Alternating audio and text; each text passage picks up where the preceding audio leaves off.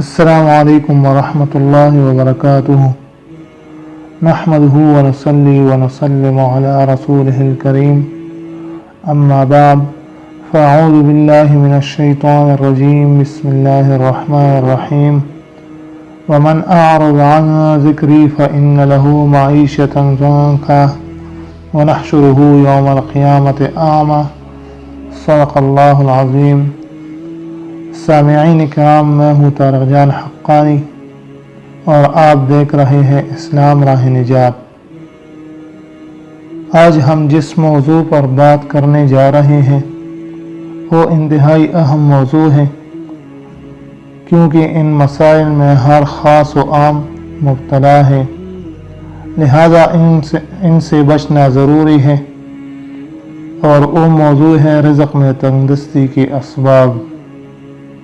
محترم ساتھیو، رزق میں تنگدستی کے اسباب بہت زیادہ ہے، لیکن اس ویڈیو میں ہم مختصراً ذکر کریں گے۔ تو آئیے ہم شروع کرتے ہیں۔ نافع الخلائق میں لکھا ہے کہ رسول اللہ صلی اللہ علیہ وآلہ وسلم نے فرمایا کہ جو کوئی کنگھی کو کڑا ہو کر کرے قرضدار ہو، اور جو کوئی کانے کو سونگے برکت اس سے جاوے۔ حضرت سلیمان علیہ السلام نے فرمایا کہ جس گھر میں خیانت و چوری و زنا ہو، اس گھر میں برکت نہیں ہوتی۔ امیر المؤمنین حضرت علی رضی اللہ عنہ نے خاص اپنے احباب و اصحاب سے فرمایا کہ 9 باتوں سے محتاجی آتی ہے: مکڑی کا جالا گھر میں رہنے دینا، جھوٹی قسم کھانا، زنا کرنا، لالچ کرنا، مغرب و عشاء کے درمیان سونا، رات باجا سننا، سائل کو محروم واپس کر دینا، تقدیر پر یقین نہ رکھنا، رشتہ داروں سے برا سلوک کرنا۔ حضرت انس بن مالک رضی اللہ عنہ سے روایت ہے کہ رسول اللہ صلی اللہ علیہ وآلہ وسلم نے فرمایا کہ اپنے اولاد کو بد دعا نہ دیا کرو۔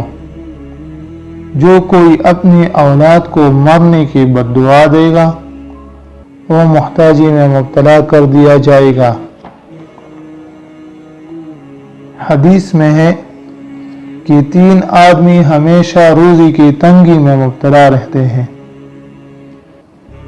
ماں باپ کی نافرمانی کرنے والی اولاد، شوہر کے ساتھ خیانت کرنے والی عورت، پڑوسیوں کے ساتھ بدسلوکی کرنے والا۔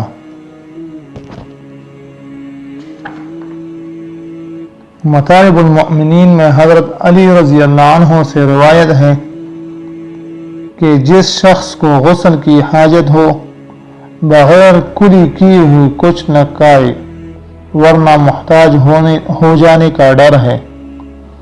ابو اللیث رحمہ اللہ نے بستان میں لکھا ہے کہ جو شخص کپڑے سے جھاڑو دیا کرے تو آخر کو محتاج ہوگا۔ ان سب چیزوں سے بھی روزی میں تنگی آتی ہے۔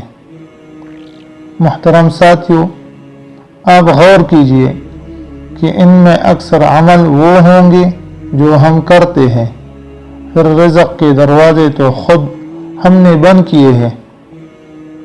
تو جو اعمال احادیث مبارکہ میں رزق کی فراخی کی بتائی گئی ہے وہ کیجئے تاکہ دروازے کھل جائے، اور وہ اعمال جن سے رزق کے دروازے بند ہوتے ہیں ان سے بچے، اور اللہ تعالیٰ کی طرف سے رزق کی کشائش کو اپنی آنکھوں سے دیکھے۔